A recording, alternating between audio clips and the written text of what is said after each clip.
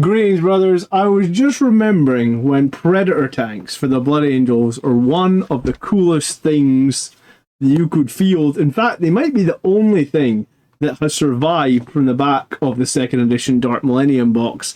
But let's talk about Predator tanks in 10th edition and why I think they're actually kind of awesome. And if you're not running Predator Destructors, maybe you could consider them. All right, let's get into this week's tactics video.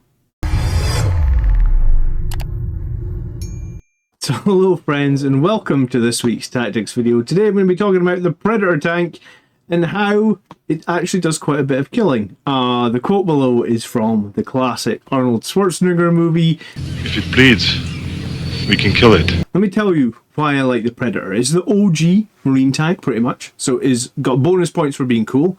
It's 135 points. Sorry, 130 points now. It's surprisingly effective against all targets, and that's what I want to demonstrate in this video. I kind of wanted to make this video because I've been running it, and I've seen a few people running them, and I actually think they're more powerful than people actually realize. The people that have been running Destructors seem to keep running them, so maybe that tells me something.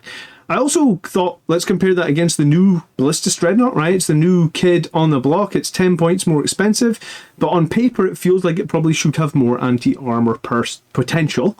And then we've got the big dog Gladiator Lancer with that giant laser destroyer. It's the go-to choice if you just want raw damage output to a single large target. It is the most expensive, but I feel like it's great or it's very poor. There's almost no in-between on the Gladiator Lancer. So let's start with the Predator Destructor. The way I've been running it is I've been arming it with a double las cannon, the all cannon on top, the storm bolter, and the hunter killer missile. So there's actually a decent amount of shots.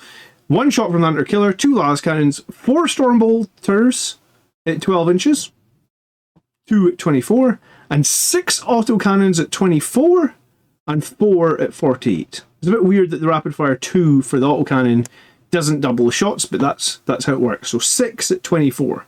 However, each time this model makes a ranged attack against infantry, you improve the AP of 1. And I was actually forgetting sometimes that this improvement of the AP will make your las cannons -4 against infantry, make the autocannon -2 against infantry, which is a great breakpoint to put stuff like Terminators onto their 4-up invuln. 2 up, 4 up, so -2 is perfect for that. The Stormbolter will actually get a point of AP, which makes it, I guess, look like a little bit non-crap.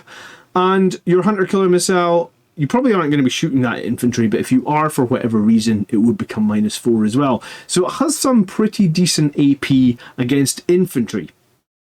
Now, the thing that I would been finding the most difficult to deal with for Blood Angels is infantry units that fight first, right? Of course, enemy units fight first, kill my melee Blood Angels units. We know Blood Angels toughness 4 jump pack infantry are not really survivable, so they get killed by Death Shroud Terminators, or they get killed by Plague Marines, or they get killed by other tough infantry models that I need to shift. Sometimes 3 wound infantry models.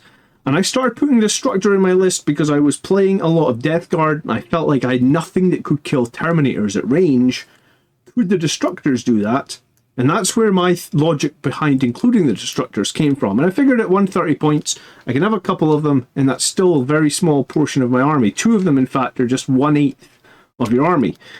The Ballistus Dreadnought, I mean, I've been fielding this guy since he came out with the Leviathan box. Basically, whenever you make an attack in the early game, right, when you target models that are not below half strength, you get to reroll hits. So in the early game, like turn 1, you're typically getting to reroll both their las cannons and both crap missiles. If you actually do get within 12 inches, you actually get a good number of shots from the twin-linked Storm Bolter, in that you would get 4 with rerolls to wound. So I like, to a certain extent, I guess, the crack missile and the las cannon with the long range rerolls. I like the fact that it's OC4. It's got good movement. It's got toughness 10. It's got 2-up save. It's got the most wounds, or more wounds than a Destructor by 1. It's 10 points more expensive. On paper, I feel like this looks like it should be as good, if not maybe a little bit better, because they're built-in rerolls. I guess we'll see when we start breaking some of these numbers down. The Lancer is the one that everybody swears by, or at least at the start of edition everyone swears by. It's also 12 wounds, it's OC3, so not too bad, 3 up save, not too bad, but the point of it is you've got a heavy laser destroyer, so if your manages to stay still, you hit on 2s, it's strength 14, which is very nice to target like enemy toughness 12 and 13. Blood Angels can actually struggle a little with toughness 13 enemies, because normally if you're running las cannons, toughness 13 is bad against that. You've got AP4 by default, you've got D6 plus 3 for the damage, and you can reroll 1 hit, 1 wound, and 1 damage roll. This actually makes these Lancers amazing if you're running Ironstorm, because Ironstorm basically means you could reroll both hits and both wounds. But if you're running Blood Angels, 1 reroll hit, 1 reroll wound is pretty decent. But I found my problem with Lancers is units that have invulnerable saves, because there's so little weight of fire.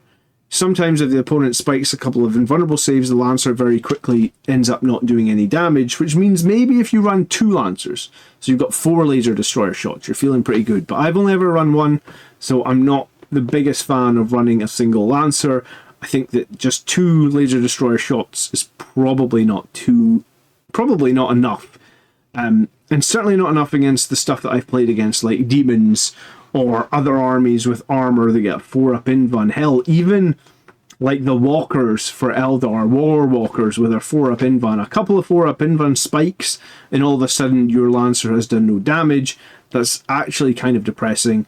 And when it happens, it's generally like a feel-bad moment for the Lancer. Against enemies with no invulnerable save, big units, no invulnerable save, i.e. other Marines, maybe if they've got like a Land Raider Redeemer, then the Lancer is going to be absolutely worth its points in gold. Okay. Before we get into the meat and potatoes of the video, if you've got this far, please consider subscribing, liking, clicking the bell. Remember, I'm here every week trying to instill some knowledge and make you a better Blood Angels player, or help you get some wins on the tabletop. If we are just meeting, my name is John. Welcome to the Blood Angels Commander channel.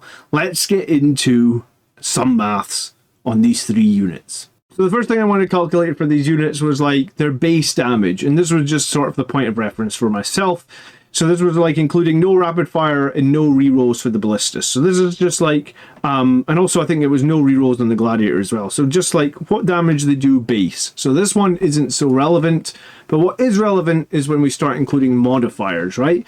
So like everything has their maximum profile here. So what you would expect is the Destructors, the autocannon, and the Stormbolter are getting rapid fire. The ballistas is rerolling hits, plus it's getting rapid fire on its bolters. The Lancer is getting reroll 1 hit, 1 wound, and on the Laser Destroyer, I use that specifically for the Laser Destroyer, and then it's getting rapid fire. It's got like a Stubber and a Stormbolter, and I think it's got rocket pods, but there's no bonus on that. So I guess my point is, if you have to kill Marines, Death Shroud Terminators, Talos, Lord of Change, and Land Fortresses, how do these 3 tanks do in terms of like just raw damage if you shot every weapon that you had at them on these tanks, and they're just hitting on like their standard profile, but they're all within rapid fire range? So against Marines, these numbers are also deceptive, so we're going to have to break down each of these numbers, because this is raw damage. Bear in mind, Marines just have 2 wounds, so a bunch of this damage here comes from the Laser Destroyer, so I'm going to break that down in the next slide. The same thing goes for Death Shroud Terminators. For Taluses, Lord of Changes, and the Land Fortress, then this is just the raw damage.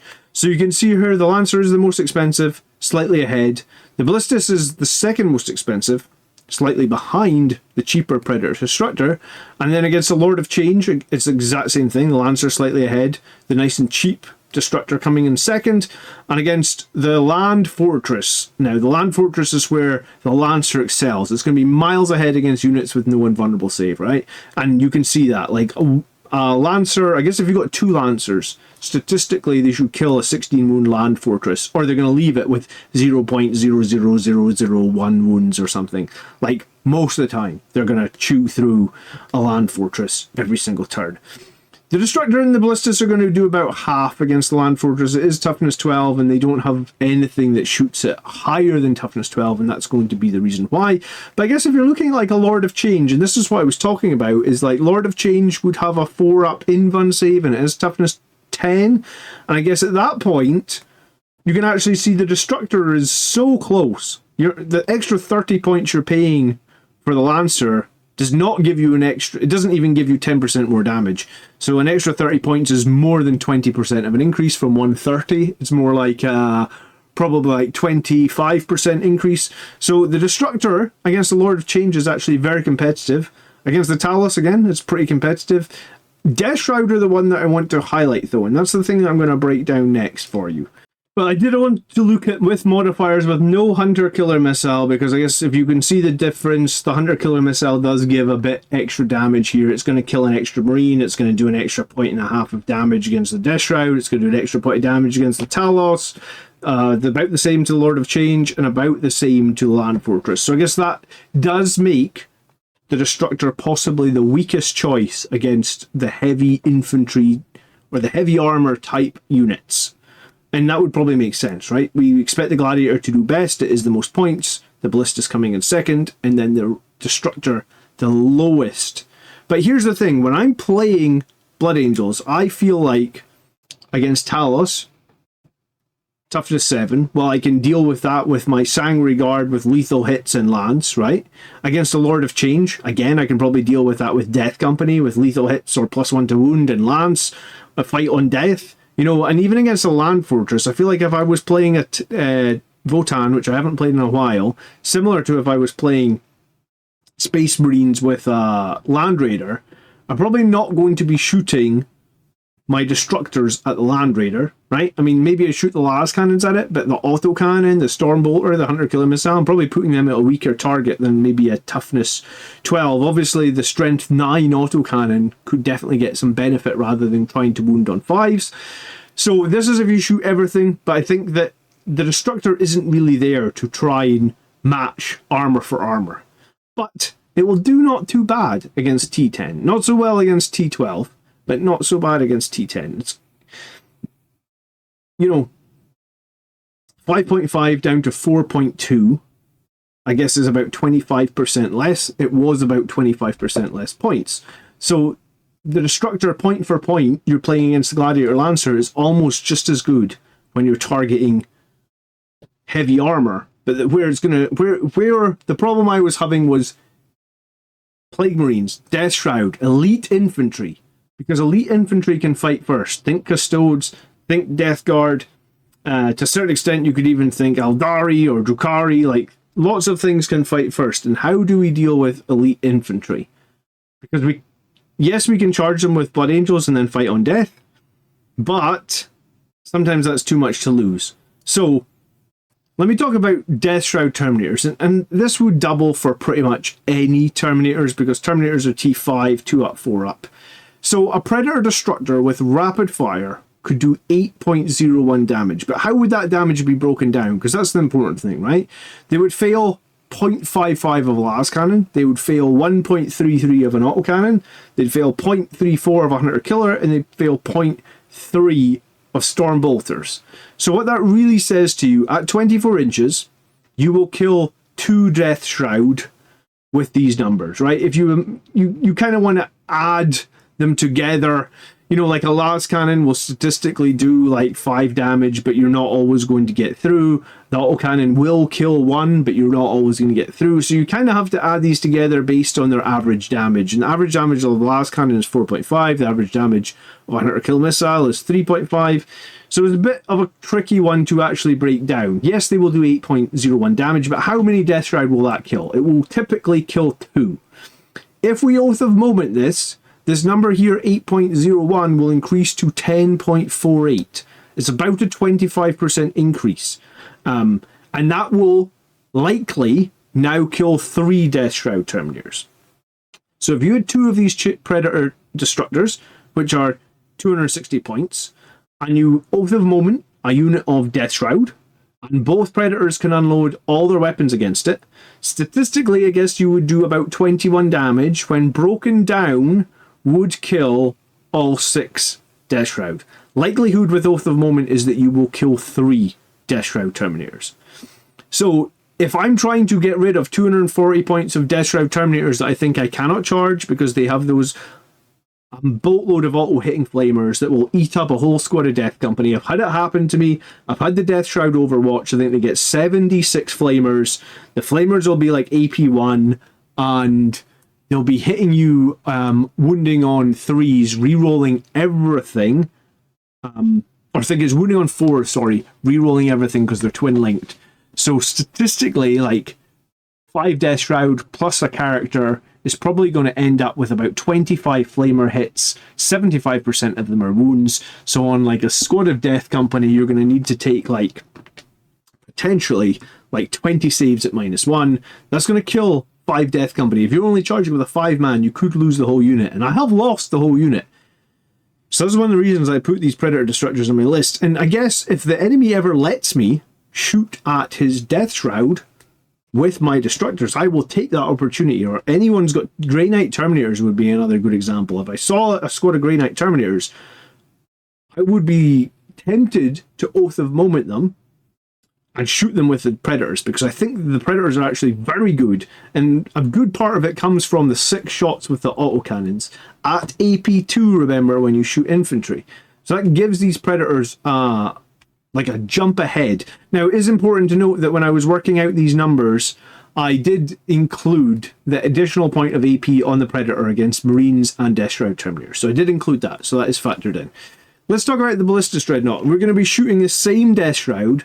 0.7 of a las cannon will hit, 0.6 of a crack missile, and 0.4 of a storm bolter. This is actually only going to kill 1 Death Shroud, and that includes rerolls to hit. Overall, the damage on this is most underwhelming choice of all 3 units, right? Like, you only do 5.76. I guess you have a better save and a better OC, but Ballistus Dreadnoughts are not going to be killing Death Shroud Terminators. I chose to shoot crack missiles at them because I think shooting a 0 AP frag missile is probably the wrong choice for 1 damage. I'd rather have a crack missile sneak through and maybe we do a multiple damage with their wound roll. But yeah, I guess Ballistus Dreadnoughts are not going to be killing elite infantry, especially if they've got a good armor save like a 4-up. So I guess if you are running Ballistus Dreadnoughts, that's funny. Look, I've spelled it Ballistus, like Blood Angels Baal. There we go. They're not going to do it. They're just not going to do it for you. So just keep that in mind. You want to be shooting these things at armor, I guess. Ideally toughness 10 or less, so the crack missiles have the most chance of wounding. And Lancers. So I guess if you shoot the Lancer, the damage number for the Lancer says it will do more to Death Shroud. The problem with this is a huge amount of it is coming from your 1 Laser Destroyer shot. So Laser Destroyer averages 6.5 damage. You did a total of 6.3. So this 1 shot here is averaging about 5. So statistically, I guess, when you shoot the Laser Destroyer at the Death Shroud, you're probably going to kill 1 Death Shroud. And then you have a Stubber, which has no AP. You have a Stormbolter, which has no AP, both of which will wound on 5s. And you have a single-shot rocket pod that is 1 AP that does 2 damage. So, again, when I look at the Lancer, I see a unit that is brilliant against units with no invuns. It's rubbish against smaller targets. It's got no versatility. And it's the highest points cost. And you're penalised for wanting to move it because you really want it to sit still so you can get the heavy bonus. So I've got a Lancer. I don't run it. I think these numbers just back me up. The problem I think with taking these to a tournament is the versatility, right? There is none. It's a single shot that might take out a big tank, but if your opponent is demons, or your opponent is knights with an invulnerable save, or your opponent is a lot of infantry, then your Lancer is dead points. Where I think that the Destructor, you know, if it's infantry that we're fighting, then the Destructor is still fine. It's not the best use in the world to shoot AP4 las cannons at infantry, but it will kill infantry, right? Like, I'm quite happy to shoot las cannons at Terminators if it's going to kill Terminators. And the 6-shot autocannon with flat 3 damage, and Space Marines don't have that much flat 3, and a lot of people before would take Armigers with autocannons because the flat 3, and the Predator's autocannon is arguably better than the Armiger autocannon, right? Because it's just rapid 4 shots or rapid fire 6, and it can benefit from Oath, and it gets an extra AP against infantry. I like it a lot. I mean, I don't play Gladius right now, but if you're playing Gladius, you could actually spend Storm of Fire on that Predator, make those autocannons -3 and ignore cover, which would actually be pretty cool, and it would actually make the last cannons -5 and ignore cover. So, the Predator Destructor is the cheapest, and in my opinion, based on these numbers, probably the most versatile. Can't even speak today. It's probably the most versatile, and it will actually deal with the problem units that I was having. And I was running double Vindicator in Blood Angel Sons of Sanguinius detachment, and I do think Vindicators are amazing. I played them in my Gladius detachment multiple times. I did really well with them. I was damn close to a top 3 finish at a GT with them. But I think for Blood Angels Sons of Sanguinius, if you want to include armor, you could do a lot worse than Predator Destructors. I don't own 3 Destructors, but I think if I did 3, I think you would totally field 3. I think it's genuinely quite scary. Like, if the opponent has a unit of Terminators or a unit of big elite infantry, if you could see them 48 inches away, you can start peppering them with those Destructors and you can kill them, especially with Oath of Moment.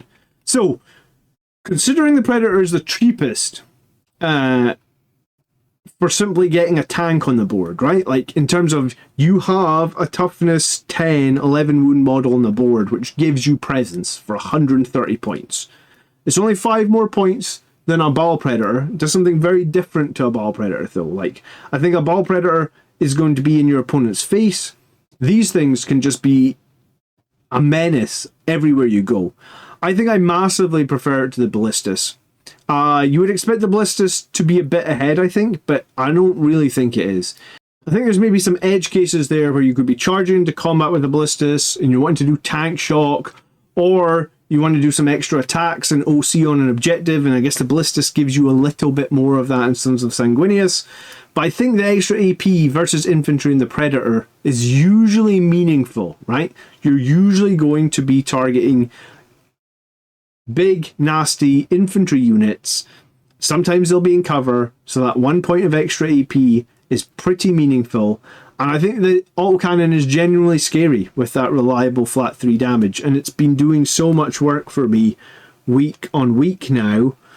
I've got a big game coming up this week against Orcs. If I can beat Orcs, then my list to take to the GT will include 2 Predator Destructors.